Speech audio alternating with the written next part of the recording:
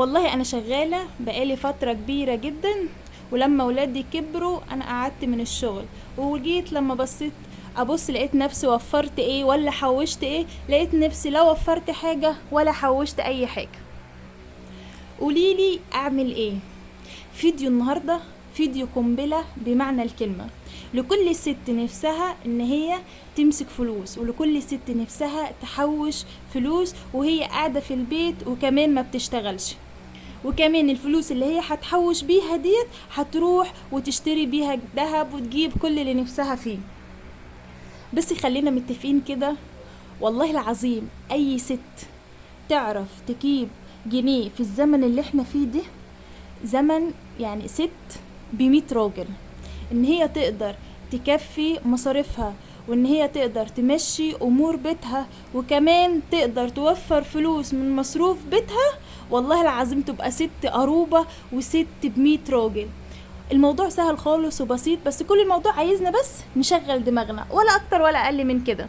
طب نعمل ايه؟ هقولك على 3 طرق، والله العظيم هتدعيلي عليهم، هتوفري منهم فلوس، وكمان الفلوس اللي انت هتوفريها ديت هتجيبي منها دهب وهتجيبي كل اللي نفسك فيه. بس قبل كل حاجة، اهلا وسهلا بكل الناس اللي مشجعني في قناتي، قناة حكاوي بسبوسة، مع كل يوم حكاية جديدة. طيب يا بسبوسة، ايه هي الطرق اللي انا اقدر اشتغل او اللي انا اقدر اجيب منها ذهب او اجيب منها فلوس يتوفر معايا فلوس ان هي تسندني لقدام؟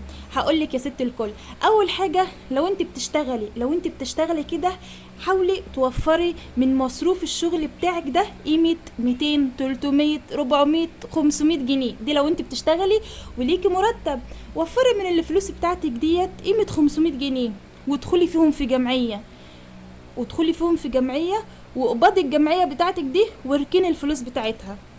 طب لو انا مش بشتغل، لو انا ست بيت زيك زي امي زي كل الناس كده، لو انت ست بيت بقى، ده انت بصي فرصتك فله تبقى احلى مليون مره من الناس اللي بتشتغل.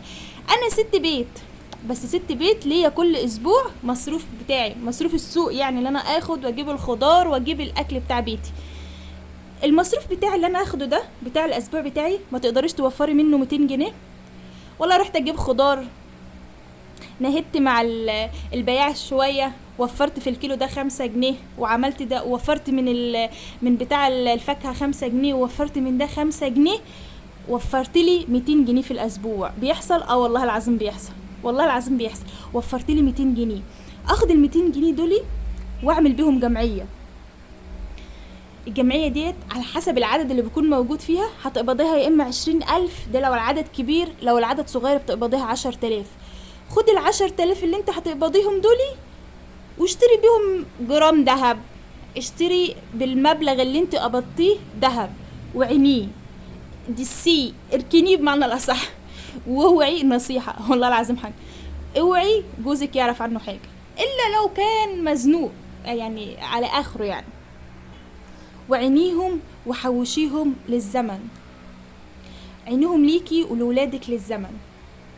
دي اول حاجة انا اقدر، واول حاجة والناس كلها ماشية عليها، اول حاجة الجمعيات ديت، واهم حاجة وانا عن نفسي انا بحبها والله العظيم بجد، وعاملة جمعية ب200 جنيه من مصروف بيتي. طيب تاني حاجة، ودي هتدعيلي عليها والله العظيم، هتدعيلي عليها بجد، صفايح، علب الصفايح اللي هي بتاعت الكنز. الطن دلوقتي بقى عامل 120,000 جنيه، يعني الكيلو ب120 جنيه. الكيلو اصلا اللي هو 25 علبة من بتوعات علب الكنز دي، علب الكنز اللي انت بتشربيهم انت وولادك. رحتي مثلا حفلة خطوبة لقيتيهم ال25 علبة، يعني كيلو عاملين 120 جنيه. طب ما انا ملم علب الصفايح ديت في بيتي، اصلا هي كده كده موجودة في بيتي، المهم ازايز الزيت اللي موجودة عندي، جراكن الشامبو، الشاور، ما فيش بيوت بتخلى من الحاجات دي، بدل مرموهم في الزبالة خسارة، وكده كده في اهي فلوس بتترمي في الزبالة، المهم كده في البلكونة عندي واحطهم على مدار الشهر عندي، واي بتاع برابوكيا معدي كده ادهم له، يتباعوا زي ما بيتباعوا، يتباعوا بقى ب50، يتباعوا ب30، زي ما يجي معاكي. طيب دلوقتي معايا 120 بتاعت علب الصفيح، وادي 50 جنيه، يعني قيمة 200 جنيه. معايا 200 جنيه كده من حاجة مش موجودة اصلا. اجيب علبة او اللي او الحصاله، بس الحصاله اللي هي ايه من غير مفتاح، عشان انا عارفه احنا ايه اول ما بنحتاج حاجه كده بنيجي طالعين على طول عليها على طول فاتحينها على طول. لا، خلينا نجيب الحصاله اللي من غير مفتاح دي، وحط فيهم ال 200 جنيه اللي انت دبقتيهم اللي انت بعتيهم دول. مثلا مرة اخدت 20 جنيه من جوزي، مرة كان وفرت 20 جنيه، مرة وفرت 10، مرة وفرت 5. الله، ده جوزي اداني 10 20 اللي توفر معه، واحطهم فيها احطهم فيها وما افتحهاش الا على السنة. لا، ده انا لو حطيت بس فيها في اليوم 20 جنيه، بس 20 جنيه يعني في الشهر 400 جنيه، يعني على السنة كده اللهم صل على النبي 5000 جنيه.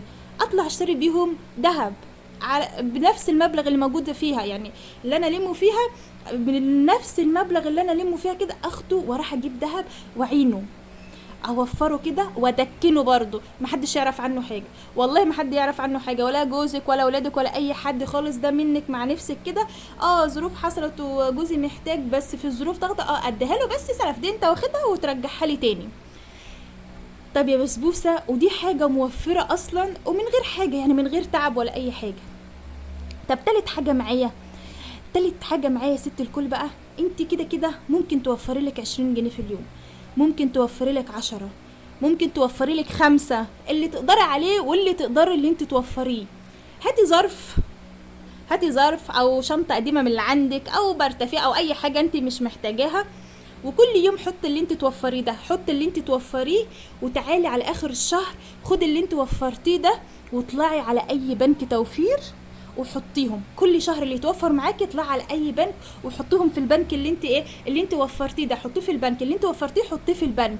وروحي بقى اخر السنه كده شوفي انت وفرت ايه، واللي توفريه ده اشتري بيه كل اللي نفسك فيه. الحاجه لما بتبقى معانا مش بتحوجنا لغيرنا. دي تالت حاجه. خلينا متأكدين كده مع بعض كده، اللي احنا بنوفره النهارده ده هيسندنا قدام انا وولادي، مش قدام بكره او بعد شهر او بعد سنه، ممكن بعد 5 سنين 10 سنين، بس يبقى معايا في حاجه انا سند عليها، معايا قرش انا سند عليه. الدهب بالذات دي لو في اي وقت عوزتي رحتي بعتيه بيبقى في الطالع دايما، مش بيبقى في النازل. وخلينا دايما برضو البطن مش بتشكر صاحبها. يعني ايه يا بسبوسه؟ يعني اكلت كتير اكلت شويه مش هتشكر، مش هتقولك والله كتر خيرك ده انت اكلتيني كتير النهارده، او كتر خيرك ده انت اكلتيني شويه. الوسط في كل حاجه حلوه. اول حاجه معايا طرق التوفير معايا او طرق التحويش معايا. ايه بقى يا ست الكل؟ اكتبوهم كده عشان خاطر تعلقيهم قدامك كده وتعملي بيهم. واحد، عندي جمعية ايا كان ب200 ديت اللي انت توفر معاكي. طيب تاني حاجة بقى يا ست الكل معاكي، تاني حاجة معايا علب الصفايح، ده هتوفر لك 200 جنيه بس لوحدها. طيب تالت حاجة بقى معايا